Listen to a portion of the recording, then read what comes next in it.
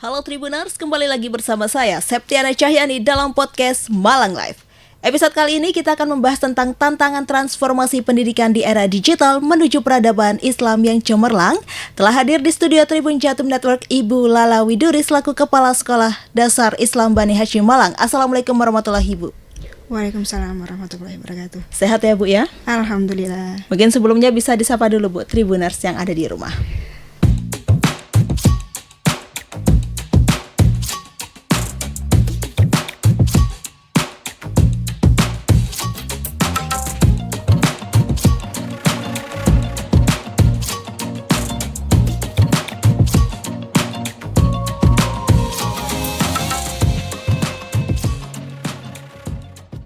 Halo, assalamualaikum. Alhamdulillah, sehat ya Bu ya? Alhamdulillah. Oke, nah tapi sebelum kita membahas tema awal ya Bu ya, saya ingin mengenal lebih jauh dulu nih Bu tentang SD Bani Hashim Ya. Malang ini ya Bu ya. Mungkin bisa diceritakan perjalanan sejarah dari SD Bani Hashim Malang ini sendiri seperti apa kira-kira Ibu? Ya, sebenarnya Bani Hashim itu berawal dari TK. Oh, berawal dari TK ya Bu ya TK berarti? justru TK dan TPQ, semacam TPQ Oh, seperti TPQ itu. kayak lembaga ngaji gitu ya Bu ya? ngaji. Jadi di TK dan TPQ. Setelah itu baru itu tahun 2001. Oh, 2001 itu ya Bu ya? 2003 baru SD itu didirikan. Oh, didirikan. Tahun 2003. Kan berawal dari TPQ atau TK ya Bu ya, Iya. Taman Kanak-Kanak di tahun 2001 dan dibentuk SD di tahun 2003. Nah, 2003. dasarnya membentuk sekolah dasar itu apa kira-kira Ibu? Ya, ini Bapak Haji Said Abbas yang pendirinya Yayasan Bani Hashim ini merasa kok di daerah Singosari nggak ada sekolah Islam yang ini ya, seperti di kota itu kan banyak sekali ya. Iya, benar. Banyak sekali yang bersaing sekolah Islam yang cukup dipertimbangkan istilahnya begitu. Jadi kami itu di kabupaten tapi kok nggak ada yang modelnya seperti itu. Khususnya di Singosari ya Bu Khususnya ya? di Singosari. Jadi di kabupaten dan Singosari ini ya dulu belum ada, yang lain-lainnya itu belum ada. Jadi masih Bani Hashim aja untuk yang sekolah yang khusus di sekolah Islam yang benar-benar yang apa ya istilahnya kualitasnya sama dengan yang sekolah di kota dan seperti itu. Jadi akhirnya didirikan sekolah SD Islam Bani Hashim yang konsepnya mungkin mengusung dengan sekolah Islam yang Islami. lebih modern gitu ya. Lebih modern yang Iya. seperti apa kira-kira Ibu modernnya? Jadi pembelajarannya itu yang lebih praktis di prakteknya, lebih ke ramah anak. Jadi yang lebih yang benar-benar anak-anak itu diajak untuk mengalami, bukan hanya belajar yang istilahnya hafalan gitu. Iya, istilahnya. teori-teori aja ya Bu ya? Teori-teori aja Prakteknya gitu, pun tapi juga. lebih ke bagaimana anak-anak ini bisa mengimplementasikan apa yang dipelajarinya dalam kehidupan sehari-hari itu. Oke, ini hanya SD aja ya Bu ya? Ada SMP kah? Ada. SMA? Jadi setelah SD tahun 2010 itu ada SMP Bani Hashim. Oh, 2010 berarti. Ya, 2010 baru SMP Bani Hashim. Nah, baru 2 tahun lalu SMA-nya baru SMA dibentuk rilis gitu. itu ya. Ini berarti masuk Yayasan Bani Hashim ya Bu ya? Iya, Yayasan Bani Hashim. Oke, gitu. nah kenapa dinamakan SD Bani Hashim gitu Bu?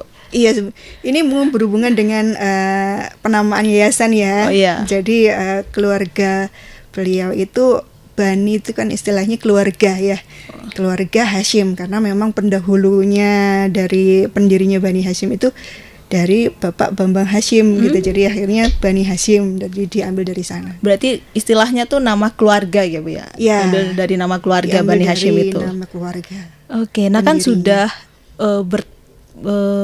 sudah apa ya istilahnya tuh SD ini tuh sudah didirikan sejak tahun 2003 ya Bu Iya, ya. betul. Dan jumlah murid saat ini berapa Bu? Kalau misalkan Kalau misalkan, sekarang iya, ya, sekarang ini 2024. 2002 angkatan yang semester iya. ini itu 502. 502 itu ya Iya. Bu ya. Kalau jumlah staf pengajar dan staf administrasinya TU seperti itu berapa? Kalau yang pengajarnya saja gitu bukan sekitar ya, Iya. udah pasti harusnya ya. Pengajarnya ada 30 orang. 30 orang itu Iya, ya Bu 30 ya. orang termasuk saya. Jadi termasuk dengan rombelnya sekarang 19 rombel. 19 rombel itu. Iya, di kelas 1 itu ada 3 rombel. Kelas 2 3 rombel juga. Yang 4 rombel hanya kelas 5. Oh, kelas 5. Ya, cukup banyak anak ini, Iya. jadi ada 4 rombel. Rombel itu apa? Rombel itu rombongan belajar. Oh, rombongan belajar. Iya, Sekarang ada jadi- istilah rombel gitu ya, Iya, Bu ya? jadi di kelas 1 itu ada 1A, 1B, 1C gitu istilahnya seperti itu. Oh, dibagi-bagi ya, Bu ya, kelasnya, Bu ya? Ya, karena memang kan ada ketentuan kelas minimal, kelas maksimal gitu. minimal, Maksimalnya anaknya boleh maksimal berapa gitu. Oh, itu Jadi, ada pembedaannya nggak, Bu? Minimal, itu aturan maksimal? dari pemerintah sih Pemerintah sebenarnya ya. seperti itu. Ya, jadi maksimal 28 itu ya mungkin biar efektif ya, Iya, belajar iya, itu benar. memang benar-benar biar efektif itu maksimal ya udah segitu. Nah, ini bisa dibayangin Iya. ya anak-anak kecil yang luar biasa lincah gitu. Iya, benar-benar. Bisa lebih dari 30 kan pusing nih Iya, gurunya. berarti sekarang maksimalnya 28. 28 itu ya, Bu ya. Iya. Kalau zaman saya dulu mungkin 30-an. 50 gitu Iya, ya. seperti itu, Ibu, terlalu banyak gitu, Bu. Iya, jadi kalau sekarang itu memang ada aturannya, satu kelas itu memang 28. 28 Maksimal. anak maksimalnya ya, Bu Maksimal, ya. Oke. Nah, kalau misalkan proses pendaftaran nih, Bu, kalau pendaftaran dan penerimaan siswa baru di SD Bani Hasyim itu kira-kira seperti apa? Ya, mungkin ini sedikit berbeda ya Iya. dari sekolah-sekolah sekolah Islam terutama yang di kota mungkin Iya. ya, mungkin kami kan memang di kabupaten. Dari prinsip awal yang dari pendirinya memang berpesan, ingat semua anak itu istimewa. Semua anak itu istimewa, gak ada Iya. pembedaannya ya, Bu ya. Jadi semua anak istimewa kecuali memang ada kebutuhan khusus. Oh iya, oke. Nah, itu memang kami tidak ada tenaganya di sana. Bisa dibilang kami bukan sekolah inklusi gitu ya. Nah, selama mereka masih bisa sesuai dengan pertumbuhannya, Oke. mereka itu sebenarnya anak-anak yang luar biasa. Gitu. Jadi tidak ada tes untuk baca, tulis, hitung dan kawan-kawannya. Oh, tidak ada, Ibu. Tidak ada. Kalau tes baca Al-Qur'an karena ini kan sekolah Islami ya, Bu ya, itu ada. Sebenarnya bukan tes kami, lebih ke ta'aruf ya. Ta'aruf. Iya, ta'aruf maka tak sayang katanya. Iya, ya. ta'aruf maka tak sayang, maka ta'aruf lah ya. Maka ta'aruf ya. Untuk bisa saling Gitu, mengenal betul. satu sama Jadi, lain. memang benar-benar namanya ta'aruf kami. Jadi di ta'aruf itu kami benar-benar tahu, oh anak ini sudah sesuai dengan pertumbuhannya.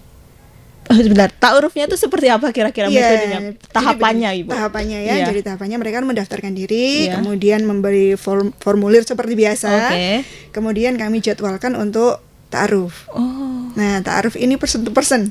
Oh, Jadi bukannya iya. modelnya klasikal harus ngerjain apa itu Iya, enggak. iya, enggak. Jadi memang kita harus mengenal nih anak seperti apa, orang tuanya pun begitu. Oh, dihadirkan juga orang Iya. tuanya. Jadi ta'aruf itu beserta orang tuanya. Oke. Nanti ada yang ta'aruf dengan anaknya, ada yang ta'aruf dengan orang tuanya. Oh, gitu. Harapannya apa? Satu Iya. yang untuk anaknya. Mm-mm. Kami benar-benar mengenal. Oh, kami mampu mendidik anak ini insya Allah. Karena memang sesuai dengan pertumbuhannya. Walaupun memang 50% yang masuk di kami itu tidak bisa baca tulis. Oh, yang Iya, 50%-nya itu ya, Bu ya? 50%. Jadi sebenarnya kan kami sih masih berprinsip dengan peraturan pemerintah yang di TK tidak boleh mengajarkan baca tulis. Jadi ya memang anak-anak di TK harusnya bermain. Ketika iya, anak-anak usia bermainnya sudah puas, Iya, sudah puas. di SD dia sudah siap untuk belajar. Iya, benar. Harapannya kan seperti itu. Dan ternyata selama bertahun-tahun kami benar-benar membuktikan itu. Hampir 50% dari anak-anak itu memang belum bisa baca tulis, hitung istilahnya Iya. ya, tapi sudah punya dasar, sudah tahu huruf, komunikasi lancar gitu. Jadi tidak ada masalah. Nggak ada Asalkan masalah ya, Bu, komunikasi ya? tidak ada masalah. Naik ke kelas 2, alhamdulillah selalu sudah bisa baca tulis hitung. Alhamdulillahnya Ibu Iya. ya sudah bisa baca tulis. Ya gitu memang Bu, luar biasa juga ini peran guru kelas 1-nya ya. Jadi anak-anak yang belum bisa baca tulis hitung memang kami targetkan naik ke kelas 2 itu harus sudah bisa baca tulis hitung. Oke, berarti targetnya tuh naik kelas 2 harus bisa baca tulis. Betul. Kalau Al-Qur'an Ibu? Sama. Sama Jadi harus. karena di kami itu baca tulis tahfidz Quran itu masuk dalam kurikulum. Jadi ada jam belajarnya sendiri. Begitu. Jadi anak-anak yang memang tidak istilahnya tidak wajib bisa enggak karena memang diajarkan di sana. Diajarkan ya, iya, Bu, ya. diajarkan ya sedikit demi sedikit lah istilahnya begitu. Karena di lulusannya itu diharapkan bisa hafal juz 30. Oh, Gitu, SD, lulusan SD harus iya. hafal juz 30 Juz itu ya. 30, bukan 30 juz ya. Iya. Tapi juz 30-nya. Oke. Jadi dicicil istilahnya begitu. Oh, dicicil. Kelas 1-nya nanti sampai surat apa, kelas 2-nya nambah apa, sampai di akhirnya di kelas 6-nya sudah hafal 1 juz. Bahkan anak-anak kami yang memang konsen di tahfidz itu ada yang lebih dari itu. Oke. Itu ya alhamdulillah sih, ini saya bukan ini ya, bukan sombong, tapi saya benar-benar bangga dengan anak-anak gitu. Iya benar-benar Ibu. Gitu karena memang itu wah ternyata keren kan anak-anak ini gitu loh. Karena ilmu agama ini sangat penting ya Bu ya untuk masa depan mereka gitu. Apalagi dengan era yang sekarang benar. tantangannya lebih Iya. daripada zaman saya dulu Zaman saya juga Ibu. Iya. Terus kalau misalkan sudah selesai ta'aruf ya Bu ya. Iya. Terus proses selanjutnya seperti apa? Tahapan selanjutnya. Ta'aruf tadi. Ketika anaknya sudah dites nih, perkembangan sudah sesuai dengan perkembangan usianya, kita juga ta'aruf sama orang tuanya. Harapannya apa? Kita paparkan visi misi dari sekolah itu seperti apa. Kalau orang tua sudah setuju, oke, nih bismillah anak kami sudah setuju dengan visi misi. Karena memang dari visi misi ini tidak hanya dilakukan di sekolah. Oke. Iya, jadi harapannya dukungan dari orang tua itu juga sangat berperan untuk mendidik anak-anak. Kalau misalnya gini istilahnya, kami punya visi misi A, tapi ternyata orang tua punya visi misi B, nggak mungkin anak ini akan berhasil. Istilahnya seperti itu. Jadi kita harus kompak. Jadi orang tua sama sekolah harus sinergi untuk membuat anak-anaknya menjadi anak-anak yang disupport untuk menjadi anak-anak yang luar biasa. Oke, berarti harus ada istilahnya tuh harus ada saling support antara guru dan orang tua ya Bu ya demi kesuksesan anak ke depan. Betul. Karena tidak ada kesuksesan yang hanya satu pihak saja. Dipasrahkan ke sekolah saja, keteteran yang di rumah. Iya, keteteran. Walaupun memang tidak semua ya, ada anak-anak yang memang sangat disiplin, sangat tertib, didikannya yang sudah luar biasa. Jadi di rumah pun walaupun tidak ada orang tua, nggak ada masalah, itu ada, tapi kan nggak banyak. Jadi memang harus sinergi antara sekolah sama rumah. Berarti proses penerimaan di SD Bani Hasyim ini melalui proses ta'aruf itu tadi ya Bu ya, proses pengenalan antara siswa dan juga orang tua masing-masing. Nah tadi kita kan sudah membahas tentang seluk-beluk SD Bani Hasyim ya Bu ya, dan ini merupakan yayasan dari Bani Hasyim Malang itu sendiri ya Bu ya. Nah selanjutnya kita akan membahas menuju tema utama ya Bu ya, tentang transformasi pendidikan di era digital ini ya Bu ya. Nah kira-kira ya Bu ya, ini kalau misal kita membahas tema utama ya Bu ya, apa sih transformasi pendidikan di era digital itu sendiri? Sebenarnya transformasi itu kan perubahan ya, perubahan adaptasi dari yang sudah terjadi di lingkungan. Sekarang anak lahir sudah kenal gadget, istilahnya seperti itu. Iya benar-benar lahir dikasih gadget sama orang tuanya. Iya betul. Jadi bagaimana sudah tidak lagi yang modelnya istilahnya mengenalkan. Jadi bukan berarti kita mengenalkan bagaimana membuat ini enggak. Tapi bagaimana anak-anak bisa beradaptasi dengan lingkungan digital tadi. Ya betul. Jadi anak-anak ini berdampingan dengan digital itu seperti apa gitu. Kan harapannya smartphone tapi dengan smart people kan gitu ya. Jadi kalau misalnya perangkatnya sudah luar biasa tapi SDM-nya tidak didampingi dengan luar biasa, itu juga muspro istilahnya begitu ya. Jadi pendidikan transformasi digital di tempat kami lebih ke sana. Jadi bukan hanya mengenalkan kalau ini harus bawa laptop, harus bawa HP, tidak seperti itu. Tidak seperti itu. Ya, jadi di pembelajaran IT pun kita ajarin itu dari adabnya dulu. Oh, adabnya dulu yang pertama ya Bu ya. Pertama anak-anak mau belajar teknologi itu dari adabnya dulu gitu. Jadi memang di adab ini sudah menjadi program include di semua mata pelajaran. Istilahnya kalau dari guru PAI itu PAI di seluruh bidang gitu ya. Seluruh mata pelajaran ada PAI-nya karena PAI kan memang sudah berhubungan langsung dengan budi pekerti tadi. Iya, benar Ibu. Gitu. Jadi di setiap itu ada adabnya tadi. Terutama di pendidikan yang IT tadi. IT itu ya. Iya, karena memang untuk mendampingi anak-anak dalam menghadapi teknologi yang sudah luar biasa di luar gitu. Jadi mereka harus tahu adabnya bersosial media seperti apa. Ketika kita bersosial media itu yang boleh apa, yang tidak boleh apa.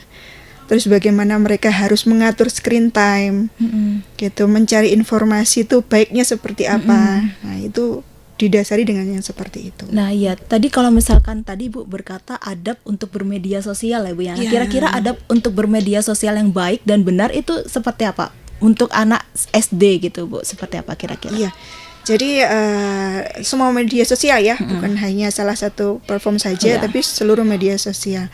Jadi kita kita memang ada istilahnya kurikulumnya, kita rancang, kita jadwalkan. Nah, yang pertama ini nanti misalnya media sosial yang berhubungan seperti apa. Misalnya nih yang WA, Facebook, IG dan segala macam itu apa yang mereka harus, kalau misalnya mau upload, apa yang mereka harus boleh upload, apa yang tidak boleh diupload. Kemudian nextnya lagi, kalau kita berkomentar, bagaimana komentarnya? Yang baik dan benar ya Bu. Iya, betul. Tidak berkomentar ke arah negatif. Betul. Gitu. Jadi misalnya kalau nanti kita tunjukkan, jadi komentar baik itu seperti apa? Kita ada contohnya, harus ada contohnya ketika ngajar itu. Oh, berarti diajarkan juga Bu? Iya, betul. Jadi kita tunjukkan, ini realita di masyarakat seperti ini. Iya, benar. Jadi kamu ikuti yang mana? Gitu, ikuti yang mana. Jadi yang baik itu seperti apa? Jadi ada do, ada don't itu yang harus jelas mereka, gitu. Karena memang usia seperti itu harus sesuatu yang konkret istilahnya. Jadi yang jelas, yang mudah dipahami sama anak-anak. Jadi harus ada contohnya. Harus ada contohnya Bu Betul. Ya, karena kalau misalkan kita melihat zaman sekarang ini komentar-komentar di media sosial itu kurang terbatas ya Bu. Meresahkan. Iya, meresahkan. Apalagi sekarang ini kan yang akses IG gitu kan diakses oleh anak-anak sekolah dasar, anak-anak sekolah khususnya Bu ya. Dan takutnya mereka itu mencontoh orang yang lebih dewasa dengan komentar-komentar yang negatif seperti itu. Itu yang benar-benar kita khawatirkan. Jadi diawali dengan anak-anak ini harus seperti apa mereka gitu. Jadi boleh nggak kita komentar? Boleh, nggak apa-apa. Tapi komentar yang bagaimana? Yang baik. Ya, boleh kita posting, boleh. Tapi postingannya seperti apa? Gitu. Jadi postingan-postingan yang buruk, bahkan mereka pun kadang kita tidak bisa membatasi, mereka sudah melihat gitu. Jadi kita harus tunjukkan mana yang boleh, mana yang nggak boleh. Yang nggak boleh seperti itu ya Bu ya. Berarti harus ada contoh yang baik ke depan untuk masa depan anak-anak itu sendiri ya Bu. Betul sekali. Selain itu memang di pembelajaran, nah itu memang kita selingi bagaimana menggunakan media, menggunakan teknologi yang itu baik. Juga gitu. Kalau sekarang itu bikin barcode itu kan mudah. Nah, nanti kita pohon-pohon itu kan sekolah kami kan sekolah adiwiyata juga ya. Jadi di pohon-pohon itu kita bikin barcode. Nanti anak-anak belajarnya tinggal scan barcode itu bisa lihat, oh ini tanaman apa, namanya gitu, apa gitu. Itu sebagai media belajar ya istilahnya. Media pembelajaran itu. Berarti benar-benar diajarkan teknologi sejak dini ya Bu ya di Bani Hasyim Malang harus. ini. Harus ya Bu ya. Walaupun itu memang ini ya seiring zaman itu kita tidak boleh tetap. Jadi kita harus berubah. Karena zaman terus berubah. Dan anak-anak itu memang harus disiapkan untuk yang 25 tahun mendatang. Ini mereka ini calonnya yang akan memimpin di 25 tahun mendatang. Generasi emas. Betul. 2045. Enggak. Jadi ya memang nggak bisa kalau disamakan dengan pembelajaran kami dulu waktu kami sekolah SD gitu ya. Benar-benar. Tidak bisa. Tidak bisa Ibu ya. Kita gurunya harus berubah terus, bergerak terus. Kalau dulu Indonesia belum kurikulum merdeka. Kami sebenarnya sudah merdeka dari dulu. Merdeka dari dulu ya. Merdeka dari dulu, yang berbasisnya itu praktek, banyak proyek, yang anak-anak itu harus banyak presentasi, mengungkapkan pendapat, itu kan komponen-komponen yang ada di kurikulum merdeka. Nah, ternyata kurikulum merdeka kok kayak gini. Jadi rasanya kita kayak divalidasi gitu misalnya. Oh ya udah, berarti yang kita lakukan kemarin itu memang ya udah sesuai. Walaupun memang di lulusannya udah kelihatan ya. Iya, benar. Oh, ternyata anak-anak jadi begini. Oke, Ibu. Nah, kalau misalkan SD Bani Hasyim ini kan merupakan sekolah berbasis Islami ya, Bu ya. Dan zaman teknologi semakin ke depan itu semakin modern, gak mungkin makin mundur ya, Bu ya.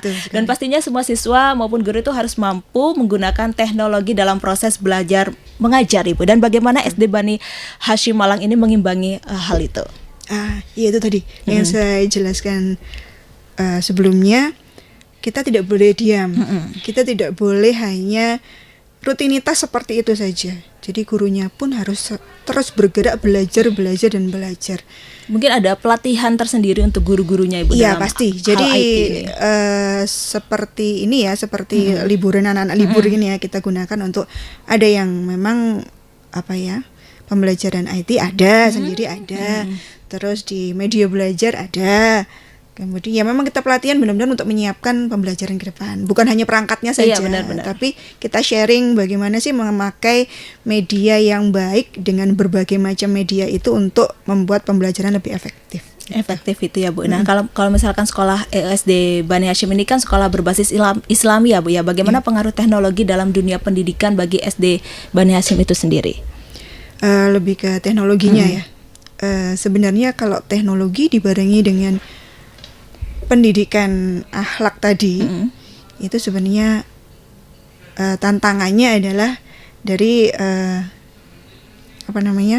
dari luar sih sebenarnya. Oh, dari luar ya Bu ya? Iya, jadi misalnya kita tidak bisa membatasi informasi lain dari luar yang mereka terima, gitu kan. Jadi akhirnya bagaimana caranya anak-anak ini dikuati istilahnya fondasinya. Makanya tadi ada pembelajaran yang benar-benar didasarkan adab tadi. Adab. Basicnya itu yang boleh mana, yang boleh, yang tidak boleh yang mana. Oke. Jadi anak-anak bukan hanya diajari oh kamu harus begini begitu, tidak, tapi disadarkan, paham. Mereka melakukan A itu kenapa? Alasannya apa? Mereka melakukan B, alasannya apa? Tidak boleh A, alasannya apa? Anak-anak sekarang tuh kritis-kritis ya. Iya benar. Jadi kalau cuma kamu nggak boleh begini, kamu nggak boleh begini, wah kok nggak boleh? Kenapa nih? Gitu. Iya, malah nanya alasan kenapa? Iya, malah dicari sendiri. Itu justru bahaya. Bahaya ya Bu Justru ya. bahaya. Mereka mencari sendiri informasi dan dapat informasi yang salah, itu malah lebih berbahaya. Tapi ada gak sih Bu siswa tuh mencari informasi lewat Google gitu Bu, informasi Oh iya, sendiri? justru Sekarang kami di pembelajaran itu justru melibatkan Google. Oh, oke. Gitu ya. Jadi anak-anak di PR nih misalnya. PR nonton video ini nanti kita review. Itu ada juga. Iya. Jadi materi dari ini yang benar mana, yang nggak benar mana, konsep yang benar mana, konsep yang nggak benar mana. Jadi memang benar-benar kita libatkan teknologi, media sosial segala macam itu dalam proses pembelajaran. Harapannya apa? Harapannya anak-anak itu tahu, oh iya ya, pembelajaranku ini untuk ini, gitu loh. Jadi tidak hanya sekedar pengetahuan saja istilahnya ya, hanya materi saja, kemudian terpisah dengan pendidikan agama atau pendidikan akhlaknya, itu akhirnya kan menjadikan anak-anak yang cerdas ya cerdas, tapi ya perbuatan tidak baiknya ya tetap dilakukan kan gitu. Harapannya kan tidak seperti itu. Tidak seperti itu ya Bu. Tadi kan juga mengandalkan Google ya Bu. Tapi kalau buku-buku apa ya, mata pelajaran itu masih ada kan Bu? Oh pasti ya Bu ya. Kita tidak meninggalkan basic itu ya, karena memang anak-anak itu secara pertumbuhan kalau screen time lama kan memang tidak baik juga. Iya. Nah makanya yang paling sehat sebenarnya ya masih dengan buku. Buku itu ya Bu. Buku. Ya? Jadi ya memang anak-anak kita ajak ke perpustakaan. Ke perpustakaan. Kadang kalaupun sudah perpustakaan kelas 6 tuh biasanya sudah selesai semua perpustakaan, mereka bawa bukunya itu ya Bu. Ya, kita ada juga program review buku di kelas itu ya. Review buku jadi itu ya, anak-anak yang mereka, kamu baca apa? Nanti dipresentasiin. Oh, dipresentasikan gitu. juga. Ya, itu jadi, menggunakan media juga atau langsung bisa presentasi? Jadi presentasi langsung bisa. Ada Bu saya mau pakai PPT ya. Oh, iya. Itu boleh. Jadi ya kita bebaskan itu untuk memang benar-benar support anak-anak. Oke, berarti PPT-nya tuh anak-anak buat sendiri atau Ya. dibuatin? Oh, buat sendiri ya Buat Bu sendiri. ya. Dan kelas 5 6 tuh sudah bisa buat sendiri. Oh, sudah bisa buat Sudah, sendiri ya. ya. Memang basicnya kita ajarkan. Tapi Benar, biasanya benar. penguatannya sih anak-anak lebih pintar ya, otak-atik Iya. sendiri di rumah gitu. Oke, dan bagaimana sih Bu cara membangun pendidikan yang berkarakter gitu ya Bu ya bagi siswa pada transformasi digital tanpa menghilangkan nilai-nilai keislaman di Bani Hashim ini sendiri?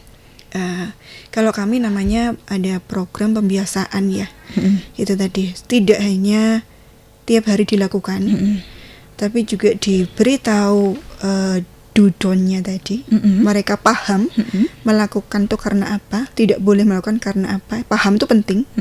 Jadi mereka paham, dibiasakan. Walaupun di awal mungkin, waduh ini ngapain sih kok capek pembiasaan kayak gini tuh. Iya benar-benar. Tapi memang itu awalnya memang dibiasakan dulu, habis dibiasakan kemudian baru dipahamkan anak-anak ini maunya kenapa harus melakukan ini, kenapa tidak boleh seperti itu, dan itu akan membentuk karakter anak-anak. Karakter gitu. anak-anak ya Bu ya. Iya, karakter anak-anak yang memang memiliki empati itu. memiliki tanggung jawab. Karena ketika kalau anak itu sadar Iya benar. pentingnya belajar, sadar kenapa aku nggak boleh terlambat, itu mereka lebih apa ya, lebih melakukan dengan dirinya sendiri tanpa paksaan gitu.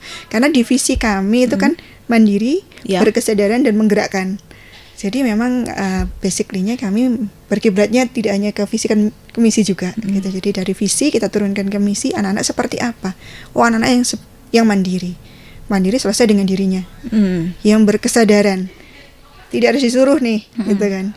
Berkesadaran di bidang apa? Di semua karakter. Karakter itu ya Bu ya. Iya, jadi ya berkesadaran di kedisiplinan, berkesadaran di kejujuran, berkesadaran di tanggung jawab, seperti itu. Berarti semua harus ada di dalam diri anak-anak itu sendiri. Iya, tanggung dan jawab, itu kejujuran. memang dimasukkan dalam pembelajaran. Pembelajaran ya Bu ya. Jadi buku-buku yang ada di pemerintah ya istilahnya yang sudah ada yang di umum ya istilahnya di umum itu kan memang memuat materi ya walaupun sedikit karakternya. Nah, Bapak Ibu guru itu menjembatani itu membuat bahan ajar sendiri untuk menjembatani itu. Jadi dalam buku tadi ya ada aktivitas yang berkesadaran itu seperti apa, aktivitas yang mandiri seperti apa, aktivitas yang menggerakkan itu seperti apa. Jadi memang harus sinergi di semua linear itu. Dan kalau misalkan tantangan ya Bu ya bagi tenaga pengajar di era modern di era digital tuh kira-kira ada gak sih Bu? Banyak ya Bu ya. Seperti apa kira-kira Ibu? Iya. Yang paling utama adalah itu tadi, tidak anak-anak itu hidup tidak hanya di rumah ya, di sekolah ya, tapi juga di rumah. Nah, kalau di sekolah guru jelas bisa mengontrol apa yang dikonsumsi anak-anak, istilahnya dikonsumsi otak anak-anak. Tapi di rumah kami tidak bisa mengontrol itu. Gitu. Jadi untuk anak-anak yang orang tuanya mungkin sibuk bekerja, itu kan mungkin kontrol HP-nya juga kita tidak tahu. Nah, gitu biasanya itu sih tantangannya lebih ke sana. Jadi ke anak-anak, informasi yang didapat anak-anak di rumah sama mungkin orang tua yang sibuk bekerja. Berarti dalam segi pengawasan ya Bu ya. Betul. Anak-anak umur segitu itu memang istilahnya apa ya? Kalau di Islam itu kan anak umur 7 tahun kedua. 7 tahun kedua umur 7 sampai 14 ya. Memang harusnya di penjara kan istilahnya gitu, istilahnya istilah kasarnya di penjara, bukan di penjara berarti diawasi masih. Diawasi gitu benar-benar. Karena mereka kadang-kadang ini apa sih? Kepo tahunya tinggi gitu loh. Jadi memang pengawasan itu sangat penting. Iya, sangat penting ya Bu ya untuk anak-anak, pengawasan di sekolah maupun di rumah ya Bu ya. Betul sekali. Itu harus dilakukan bagi orang tua yang misalkan sibuk bekerja, itu juga harus ekstra ketat pengawasannya kepada anak-anak itu sendiri ya Bu ya. Betul sekali. Karena tadi kembali tidak bisa hanya diserahkan kepada sekolah. Sekolah aja, orang tua juga harus berperan dalam pengawasan anak-anak terutama. Jadi kadang-kadang kan memang orang tua pikirnya, ya udahlah aku udah bayar segini, anakku sudah beres gitu kan. Jadi diserahkan aja ke sekolah gitu. Itu salah ya Bu ya. Ada yang memang berpikiran seperti itu ya. Lebih baik jangan gitu. Ya Bu ya. Karena ini memang anak-anak tidak bisa kalau harus di sekolah aja. Tapi di rumah juga ada interaksi. Ada interaksi antara orang tua, dan apalagi kalau orang tua yang sibuk bekerja itu ya Bu, interaksinya mungkin sama anak itu kurang ya Bu ya. Iya, sebenarnya kan bukan kuantitasnya ya istilahnya gitu. Walaupun orang tuanya full di rumah, tapi kalau kualitas dengan anaknya itu tidak ada juga apa ya, istilahnya mubazir gitu ya. Tapi yang penting kualitasnya itu quality nomor time 1 gitu. Dan bagaimana sih Bu implementasi Merdeka Belajar di Bani Hasyim ini dengan transformasi pendidikan di era digital gitu. Itu tadi semua bidang kan saling berhubungan ya. Dengan kurikulum Merdeka yang banyak berbasis proyek, banyak diskusi, banyak anak-anak itu mengungkapkan pendapat, proyek, diskusi gitu ya Bu ya. Iya, jadi itu pun tidak hanya butuh pengetahuan yang cuma ada di buku aja. Banyak yang di lingkungan yang belum include di buku, kita harus cari di lingkungan. Bisa dari sumber belajar, bisa sumber belajarnya itu bisa macam-macam. Bisa dari orang, bisa dari itu tadi internet, bisa dari kan di internet sekarang bukan hanya YouTube ya, tapi website yang memuat berita itu kan juga informasi itu luar biasa gitu loh. Walaupun memang tetap harus didampingi dengan value guru yang tidak bisa ditinggalkan tadi ya. istilahnya begini, untuk pengetahuan bisa digantikan oleh siapapun, bahkan Google kadang lebih pintar daripada gurunya. Iya, benar. Tapi value seorang guru untuk tidak hanya mengajar tapi mendidik tadi itu yang tidak bisa digantikan gitu. Oke. Kalau kegiatan P5 di sekolah Bani Hasyim, SD Bani Hasyim tuh apa kira-kira Bu kegiatan? Kegiatan P5-nya kan memang berbasis proyek tadi ya. Jadi selaras dengan yang saya bilang cipta karya. Oh, cipta karya. Ya, di cipta karya itu sendiri, ada cipta karya sendiri, ada P5 sendiri. Oh, beda ya Bu ya? Iya, beda. Kalau yang P5 ini banyak yang bentuknya berbasis proyek bersama. Oh, Jadi proyek modelnya berkelompok dan berkesinambungan istilahnya begitu ya, tidak individu. Banyak yang bersama-sama, jadi anak-anak bentuknya kelompok. Mereka membuat proyek perubahan tergantung temanya. Oh, temanya sesuai Gitu, tema ya Bu sesuai ya? temanya, misalnya gaya hidup berkelanjutan. Seperti apa itu? Oh, berarti mereka concern dengan masalah sampah misalnya. Nah, itu berarti ada yang kemarin tuh membuat proyek mensosialisasikan pentingnya tanggung jawab sampah. Jadi mereka buat tempat sampah untuk diletakkan di kelas-kelas, tempat sampah ala mereka ya, istilahnya dengan kreasinya mereka. Kemudian di kelas itu mereka presentasi kepada adik kelasnya. Oh. Ini Dek, gimana caranya memilah sampah? Kalau tempat sampahnya warna ini, nanti sampahnya ini. Jadi ada gamenya, dan itu mereka sendiri yang membuat proyeknya. Jadi mereka rencanakan, bahannya mereka siapkan, presentasinya pun mereka juga yang siapkan. Akhirnya ketika ini gurunya memfasilitasi istilahnya seperti itu. Oke, berarti semua harus dipersiapkan siswa sendiri ya Bu Iya, ya? betul. Jadi guru memang fasilitator ya. Fasilitator. Iya. Dan itu tiap kelas itu beda-beda ya Bu ya? Dari Iya, tergantung bahkan temanya. satu kelas pun itu biasanya produknya berbeda-beda. Produknya berbeda-beda dan wajibkah dipresentasikan? Modelnya tidak harus presentasi. Oh, tidak harus presentasi. Tidak harus presentasi. Jadi di perubahan perilaku pun itu sudah jadi project P5 Oh, mereka. project P5. Ya, jadi tidak harus berubah bentuk produk. Jadi istilahnya begitu ya. Jadi dari ini nih aku mau terbiasa untuk hidup sehat dengan makan tiap hari bawa bekal yang tidak usah jadi yang dijelaskan itu. Nah, itu satu kelompok modelnya gaya hidup sehat misalnya seperti itu. Jadi nanti bawa bekalnya yang modelnya seperti apa, itu makanya tiap apa itu mereka yang proyekin gitu. Dan itu bisa dilakukan tidak hanya mereka sendiri, tapi ide mereka bisa dilakukan bersama-sama. Bersama-sama itu ya Bu ya. Harus ada istilahnya kerjasama antara satu dengan yang lainnya, teman-temannya betul, kolaborasi itu tadi. Kolaborasi ya, benar. Dan kalau misalkan ini ya Bu ya, tadi kan bahas cipta karya Bu ya, itu beda dengan ekskul atau gimana Ibu? Iya betul. Jadi di mungkin yang agak berbeda dari sekolah yang lain ya. Kami melihat potensi anak-anak itu luar biasa. Jadi anak-anak itu ternyata punya bakat kadang-kadang yang terpendam. Yang kadang-kadang orang tuanya pun nggak tahu gitu loh. Nah, ternyata selama beberapa tahun itu kami menemukan anak-anak yang punya potensi yang luar biasa. Akhirnya kami buat program yang namanya Cipta Karya tadi. Harapannya apa? Anak-anak itu bakatnya yang benar-benar mereka ada tapi belum terasah, itu bisa berkembang sampai mereka lulus. Oh, sampai lulus berarti ya Bu ya? Jadi berproses mulai dari kelas 1 sampai lulus. Oke. Cipta karyanya boleh sama temanya. Oh, boleh sama? Ya, misalnya anak yang memang suka alat musik nih. Alat musik, jadi di kelas 1 tuh sudah ada yang main harmonika. Harmonika. Bukan yang piano. Keyboard gitu. Oh, keyboard, iya. Yang keyboard pianika. Itu. Lebih besar. Oh, lebih besar. Iya, keyboard. Iya, keyboard. Piano. Bukan lebih kecil dari piano itu, keyboard ya, benar. Iya, keyboard, iya benar. Ada yang main keyboard tapi masih chord-chordnya mereka dari diajarkan. Oh, diajarkan. Berarti ada gurunya khusus, guru musik gitu Ibu? Itu anak-anak yang memang senang musik. Oh. Jadi kadang tidak pakai guru pun mereka sudah belajar dari chord misalnya, jadi itu ada sudah. Nah, itu mereka main itu. Berarti otodidak ya Bu ya atau? Rata-rata yang cipta karya ini memang otodidak. Otodidak. Iya, dan kadang-kadang kalau orang tuanya memang ini anakku bagus nih, baru mereka support dengan les gitu. Oke, berarti berawal dari otodidak dan mungkin mereka lihat di mana Ibu? YouTube atau gimana Ibu? Sekarang informasi sangat terbuka sekali ya. Jadi lihat ini kecanggihan teknologi suka, ya. Gitu.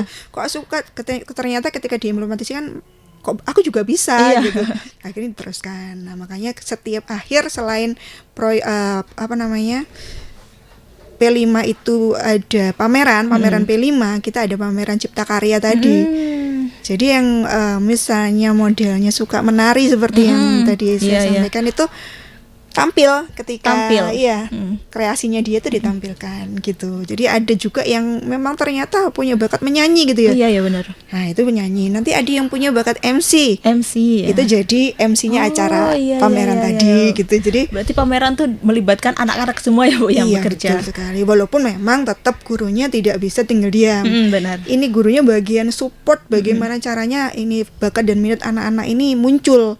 Menonjol, bukan Iya. hanya muncul ya, tapi Iya, menonjol. menonjol. Gitu. Jadi yang pengalaman saya anak saya yang sudah lulus sekarang ya, sekarang sudah kuliah itu ada yang awalnya tuh bercanda. Oh.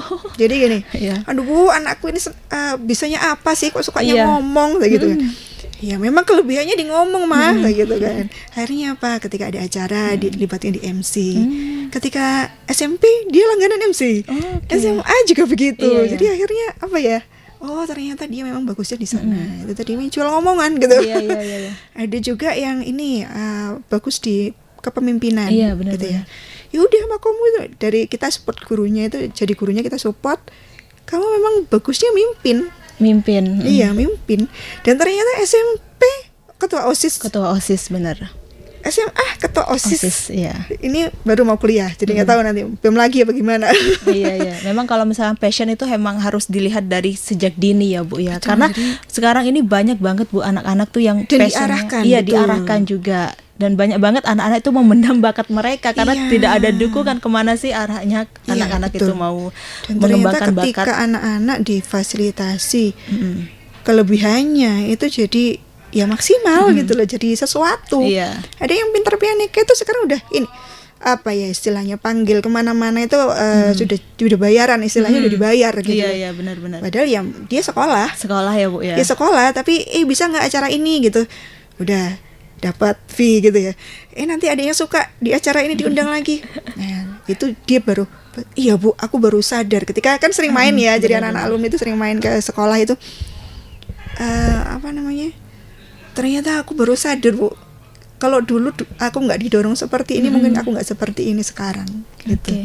Dia sampai bilang seperti itu. Oh ya udah berarti memang insya Allah bener ya gitu, program kami ini memang bermanfaat buat anak-anak Iya, gitu. benar-benar. Dan kalau misalkan tadi kan kayak di bidang seni ya Bu ya, olahraga ada Ibu?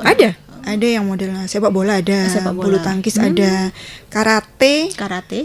Hari ini anak kami perwakilan ke O2SN Oh, aduh, mewakili saya- kabupaten, ke Kabupaten. provinsi. Ya minta doanya. Iya, kita doakan Tribuners yang ada di rumah untuk siswa SD Bani Hashim ini ya Bu ya. Iya betul. Besok masih tandingnya Oh, besok. besok. Ya hari ini masih berangkat untuk pembukaan Oke, di mana Bu? di Surabaya. Oh, Surabaya. Iya. Itu tadi tanding apa Bu? Taekwondo. Karate. Karate ya Bu Iya, ya. di karate. Oke. Itu juga begitu. Dia memang ya awalnya tadi ya kita support. Oh bakatnya di sini. Ternyata orang tuanya kok support juga. Akhirnya diikutkan cucu ini ketika perlombaan juga begitu, ikut di sini. Oke. Akhirnya lebih maksimal. Maksimal. Dan prestasi apa sih Bu yang pernah diraih di SD Bani Hashim Malang ini sendiri? Sebenarnya kalau berbagai bidang ya, anak-anak itu memang berbagai bidang. Olimpiade pernah yang sampai nasional walaupun tidak juara 1 Iya. ya, juara 5 kalau nggak salah itu Juara sudah 5. nasional. Iya, nasional. Itu sudah Nasional. bagus sih Bu. Iya. Matematika waktu itu. Matematika. Ya. Terus yang di bidang di luar akademis ya karate, bulu tangkis itu pernah, nari itu juga ada. Jadi ketika FLS 2N gitu mewakili itu di luar apa ya lomba kedinasan pun kan memang ikut ya. Iya, Jadi benar-benar. akhirnya dari bakat-bakat anak-anak itu bisa dikembangkan ditunjukkan dari ternyata ikut lomba menang gitu. Iya, ada hasilnya Bu. Ada Ya, hasilnya. Oke, tadi kita kan sudah membahas passion dari siswa SD Bani Hashim sendiri ya Bu ya. Kita lanjut ke pertanyaan berikutnya ya Bu ya. Iya. Dan dengan kemajuan teknologi saat ini ya Bu ya, jika dilihat dari segi sosial seperti apa? Adakah dampak positif atau negatif bagi guru ataupun siswa itu sendiri? Dampak positif dari teknologi. teknologi. Ya, dampak itu memang ya harus positif dan negatif ya. Itu seperti dua sisi mata uang istilahnya begitu. Sama dengan pisau. Pisau ketika digunakan koki itu akan menghasilkan masakan yang luar biasa. Iya, benar. Ketika digunakan oleh orang yang tidak bertanggung jawab, ya pisau itu menjadi hal yang berbahaya. Berbahaya, iya. Sama dengan teknologi, tergantung dari bagaimana memakainya. Nah, makanya dari itu anak-anak harus disiapkan. disiapkan sejak dini bagaimana berhadapan dengan teknologi. Oke. Dan harapannya teknologi bisa membantu mereka, bukan justru menjerumuskan mereka gitu. Membantu mereka ke hal-hal positif, Iya, betul, bukan ke menjerumuskan ke hal-hal negatif ya Bu ya. Betul, terutama begitu. Oke, dan kalau misalkan kita berbicara tentang kualitas pembelajaran ya Bu ya, kualitas pembelajaran yang seperti apa sih yang perlu ditingkatkan di era transformasi digital seperti saat ini Bu? Kalau di pembelajaran ya, pembelajaran itu kan memang teknologi itu sebagai media belajar. Ya memang pemaksimalan pemakaian teknologi tadi. Ketika teknologi bisa maksimal untuk membantu sebagai alat anak-anak memudahkan gitu istilahnya begini, bukan berarti semuanya karena memang era digital semuanya harus pakai digital, enggak juga ya Bu. Iya, ada juga hal-hal yang tidak relevan dengan menggunakan digital gitu loh. Jadi ya kita sesuaikan dengan temanya, kita sesuaikan dengan keperluannya. Kalau memang bisa memaksimalkan teknologi tadi, ya kita maksimalkan, kita pakai. Tapi kan tidak perlu dipaksakan, istilahnya begitu. Iya, benar-benar. Tidak semuanya harus pakai PPT gitu, enggak. Seperti itu juga gitu loh. Tidak semuanya harus pakai video, tidak semuanya harus pakai laptop. Oh, tidak seperti itu. Tadi harus disesuaikan dengan kebutuhan masing-masing ya Bu. Kebutuhan masing-masing. Jadi apa yang mau ditransferkan nih, knowledge-nya apa yang mau ditransferkan. Kira-kira kalau pakai media elektronik, media teknologi lebih memudahkan atau lebih tidak memudahkan, itu harus ditimbang betul. Ditimbangnya itu dalam bentuk apa Ibu? Kemanfaatannya Ibu, iya, ya? jadi kalau misalnya saya materi A nih, kalau saya pakai teknologi manfaatnya seperti apa, kalau saya tidak pakai teknologi manfaatnya seperti apa. Nah itu bisa ditimbang. Kalau lebih banyak manfaatnya kita harus pakai yang teknologi. Kalau tidak, maksudnya tidak efektif maksudnya hanya sekedar untuk gaya-gayaan ya percuma gitu loh. Iya, benar. Seperti itu sih. Seperti itu. Tapi kalau misalnya di SD Bani Hasyim tuh pernah mengadakan kayak kegiatan kunjungan ke perusahaan-perusahaan kayak gitu, kayak karya wisata gitu Bu? Iya, jadi kalau di SD kami itu studi lapangan itu memang jadi langganan ya istilahnya, karena dan itu sudah dari dulu dan itu bukan menjadi istilahnya rekreasi, bukan hanya sekedar rekreasi. Jadi studi lapangan ya benar-benar studi istilahnya begitu. Kita dapat apa dari berkunjung itu? Misalnya temanya ini tentang empon-empon nih, kita kemarin belajar tentang tanaman, jamu gitu ya. Kita nggak perlu yang jauh-jauh. Oh, yang deket-deket ya Bu? Yang deket-deket kami punya wali santri itu yang punya usaha jamu. Dan nggak perlu naik apapun, kita jalan ke sana. Oh, jalan berarti deket dari sekolah? Iya, sebelahnya sekolah. Oh, sebelahnya sekolah. Nah, itu jadi mereka belajar sendiri ke sana bagaimana proses memanfaatkan jamu untuk minuman tradisional ini, bagaimana memasarkannya, terus prosesnya bagaimana, kebermanfaatannya bagaimana, itu mereka harus dapat sesuatu dari sana, bukan hanya sekedar nanam sudah. Oh ini namanya rizoma sudah gitu, enggak, tapi ada proses-prosesnya. Dan pulang mereka tidak hanya sekedar berkunjung sudah, tapi mereka punya LKPD yang harus mereka kerjakan. Ada laporannya gitu ya Bu. Betul, yang harus diserahkan ke guru. Jadi tidak hanya diserahkan, kadang-kadang ada juga yang proyeknya misalnya bentuknya video. Oh, ada video juga. Jadi kalau misalnya berarti direkam videonya pakai HP atau gimana Ibu? Kalau video biasanya kita ke sana itu bawa istilahnya yang bagian ngambil gambar. Nanti kita share kamera ke, gitu ya Bu ya? Kita share ke anak-anak yang ngolah dan mereka mempresentasikan. Iya. Gitu, jadi itu yang menjadi bahan proyeknya untuk tugas mereka. Ngapain aja sih mereka di sana? Apa yang mereka dapat di sana itu bisa mereka ceritakan. Jadi LKPD itu bentuknya tidak hanya harus laporan tulisan gitu ya. Iya, gitu. Benar-benar. Jadi bisa berbentuk video itu ya, bisa Bu, ya? berbentuk tulisan, bisa berbentuk praktek langsung. Iya, jadi langsung. Jadi misalnya habis dari di LH yang membuat maggot gitu ya. Nah, mereka langsung praktek bikin maggot di sana. Langsung ya Bu ya. Gitu ya. Jadi apa sih yang kita ke sana itu kita dapat apa? Itu yang kita kuatkan di anak-anak, dapat apa dari kunjungan. Bukan hanya sekedar jalan-jalan istilahnya. Bukan hanya sekedar jalan-jalan dan juga teori-teori aja ya Bu yang dipelajari, juga Betul. prakteknya langsung pun didapatkan dari siswa SD Bani Hasyim Malang ini Iya. sendiri. Oke, dan bagaimana sih Bu peran sekolah untuk melindungi data-data pribadi siswa di era digital agar tidak terjadi cybercrime? Nah, gitu ya. Untuk melindungi itu kan pakemnya ya memang ada ya, istilahnya apa yang untuk melindungi itu. Tapi ya kita tidak bisa menutup kemungkinan untuk hal-hal yang tidak kita inginkan, walaupun usahanya memang tetap ada. Di kami itu ada pakai e-learning Bani Hasyim juga sih sebenarnya. Kami punya aplikasi yang mendukung proses belajar, tidak hanya belajar ya. Tadi di mana tadi ya? Ada di apa namanya di Mau ditunjukkan Ibu? Oh iya, Ya, gak apa-apa. Di kami tuh baru saja tahun kemarin itu kerjasama dengan Sienta ya. Oh ya. Siesta, maaf, Siesta. Sienta mobil ya. Iya Ibu. itu ada Bani Hasyimku namanya. Oh, Bani Hasyimku Iya, itu. Bani Hasyimku itu di Play Store ada. Oke. Jadi Berarti bisa biasanya diakses ya Bu sendiri ya Bu Bisa ya? diakses. Jadi di sana tidak hanya sekedar untuk pembayaran. Jadi pembayaran misalnya ada santrinya tidak hanya pembayaran syariah sebenarnya. Oke. Untuk presensi anak-anak juga pakai di sini juga. Jadi ketika orang tua presensi juga? Iya, presensi. Jadi ketika guru mengajar itu kan kita ngisi jurnal ya. Iya. Itu kita masukkan di sini, kita di apa ya, site jadi gurunya itu ada. Ketika kita ngajar kita ngisi jurnal. Oh, anak ini lagi belajar ini presensi gitu ya. Terus belajarnya ini. Nanti keluar notif di orang tua. Oke. Oh, anaknya lagi belajar ini Iya, sama guru iya, ini iya. gitu. Berarti mengandalkan teknologi banget ya Bu ya? Iya, ya, ini Bu, juga ya? salah satu, lupa ya saya belum cerita ya tadi. Iya, ya. belum Ibu. Ya ini masih proses pengembangan sih. Oh, pengembangan, Jadi iya. harapannya nanti ATP apa segala macam itu, bahkan laporan istilahnya laporan harian berupa rapot ya, itu harapannya bisa digital juga di sini. Oke. Walaupun masih proses tahap pengembangan Iya. gitu sih.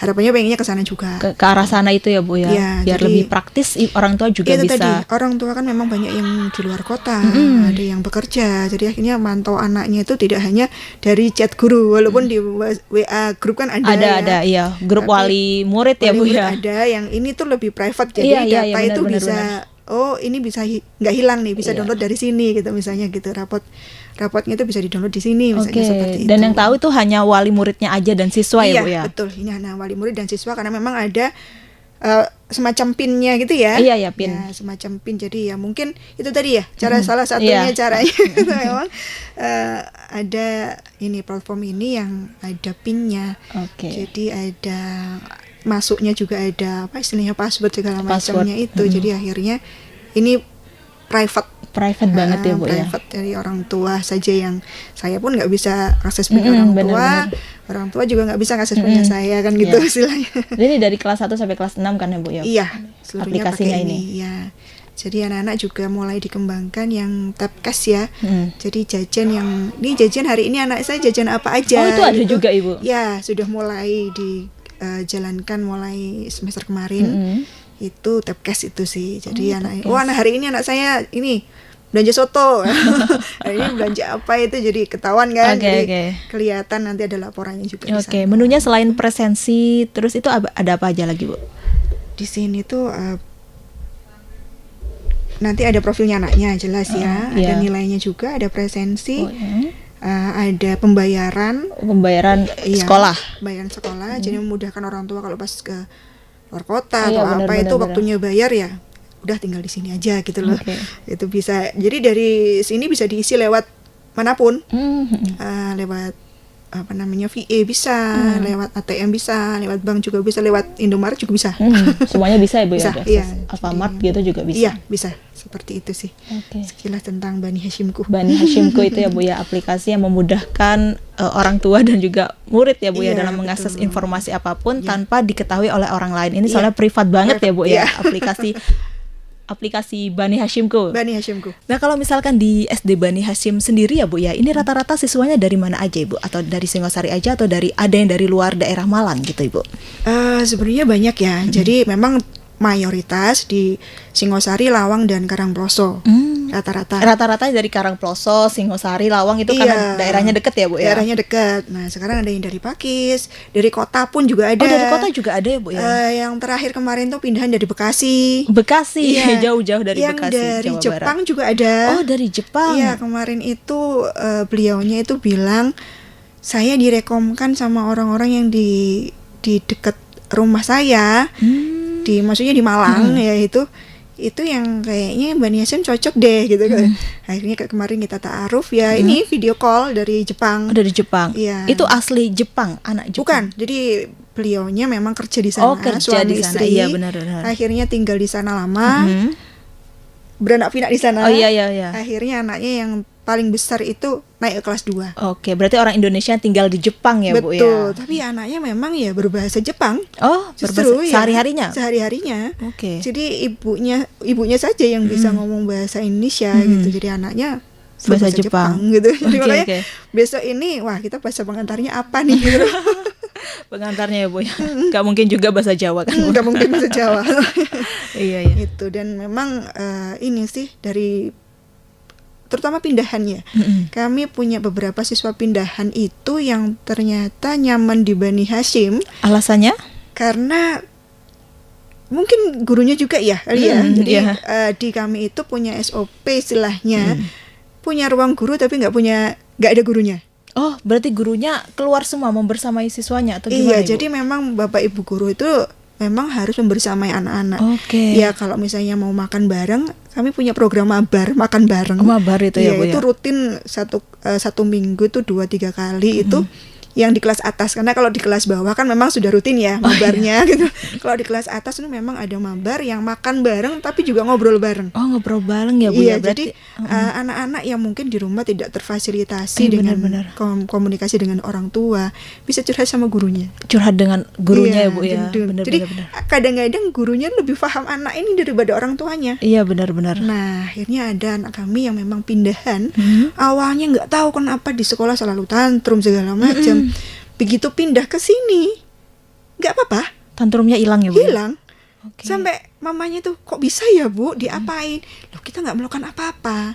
Yang sering kita lakukan adalah pendekatan personal. Oke. Jadi ya perhatian. Kamu misalnya nih, jadi guru di Bani Hasyim Iya, itu benar. harus paham ekspresi. Oh. Jadi istilahnya kalau anaknya murung dikit, kamu kenapa? Oh, ditanya langsung ya, Bu, harus ya? ditanya langsung. Jadi memang itu bagian dari proses pembelajaran. Kalau anak nggak mood, ya nggak bisa belajar. Kan Iya istilahnya benar-benar seperti nggak itu. bisa konsentrasi juga Nggak ya Bu bisa ya dalam konsentrasi menangkap pelajaran juga. itu. Iya betul. Jadi benar-benar pendekatan personal guru-guru ke anak-anak itu memang ya harus dekat. Iya benar-benar. Apalagi sekarang ini kan musimnya bullying ya Bu ya. Betul sekali. Ini juga mencegah. Jadi akhirnya ketika anak-anak terkena bullying atau segala macam tuh cepet info ke gurunya. Oh, Karena nggak ada takut. Maksudnya takut bukan yang berarti ngelama, bukan ya. Iya, benar, tapi benar. mereka itu nggak segan untuk segera ngomong ketika ada yang tidak sesuai. Gitu. Tapi ada Ibu yang ngomong seperti itu anak-anak. Maksudnya ngomong Ya gimana? kayak bullying kayak Oh, kasus. kalau anak-anak saling aja dari dulu kayaknya ada ya, Iya, gitu iya. loh. Jadi kalau menurut saya bullying itu tidak selalu yang berarti kesenggol dikit berarti dibully kan enggak gitu loh. Jadi kalau misalnya ketabrak dikit, nah anak-anak sekarang itu istilahnya kesenggol sedikit itu sudah dibilang aku dibully gitu. Padahal kan Iya, iya. bisa jadi nggak sengaja. Benar-benar. Jadi cuma pas saat itu saja. Padahal kalau bullying itu kan yang kontinu, yang sering dilakukan baru namanya bullying kan Iya, gitu. iya, iya. Nah itu bisa segera ditindaklanjut sama gurunya. Oke, Gitu. Jadi ada sesuatu apa ya istilahnya penyimpangan dalam perilakunya anak-anak itu segera bisa selesaikan. Oke, nah ini juga bagus banget ya Bu ya.